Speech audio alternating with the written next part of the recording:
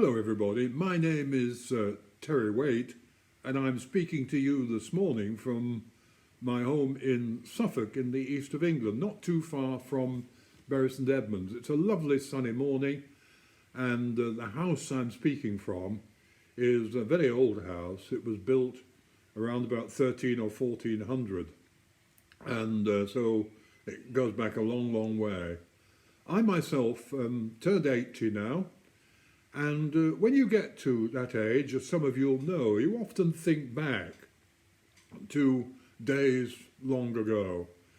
I was born just before World War II started, and I was brought up in a small village in the north of England, in Cheshire.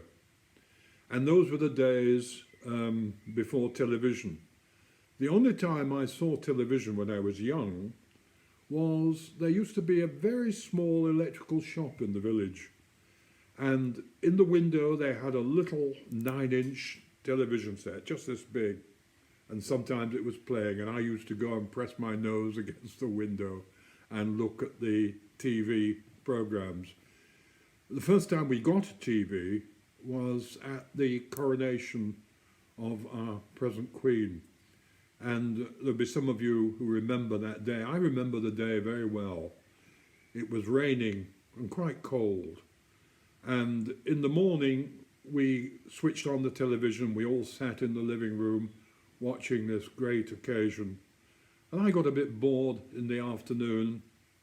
And so I went down to the local cricket pitch field, the cricket field, where there was supposed to be sports held, a games afternoon, but it had all been cancelled. There were just a few flags flying in the damp air, and it was pretty gloomy looking. But that was the day of the coronation years ago.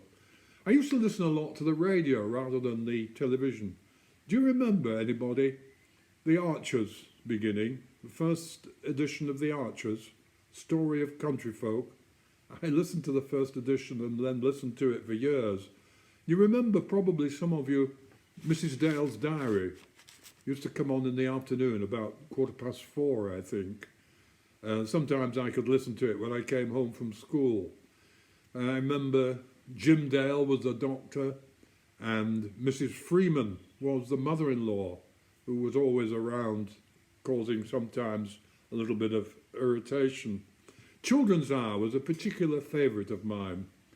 I used to listen to Children's Hour, and every night that I could, it came on at 5 o'clock, between 5 and 6 o'clock. And it had some wonderful plays and stories. And I always remember that's where I first began to appreciate classical music, because sometimes they'd introduce a play with a piece of classical music.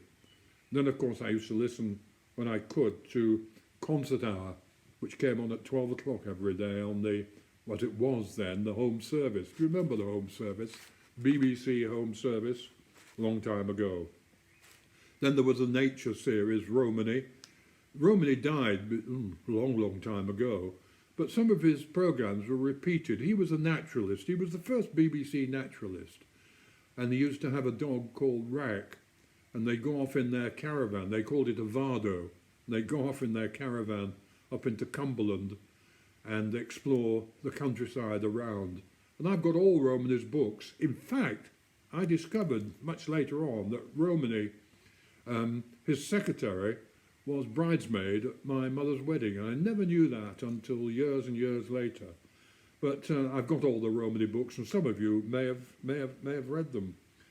Well, those are a few memories of the past, a long time ago now. But they were good days, and the radio, much more than the TV, brought me a great deal of happiness and enjoyment when I was very young.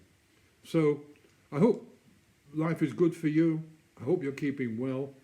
And who knows, we may meet face to face one day. Let's hope so. Meanwhile, keep well. Bye-bye.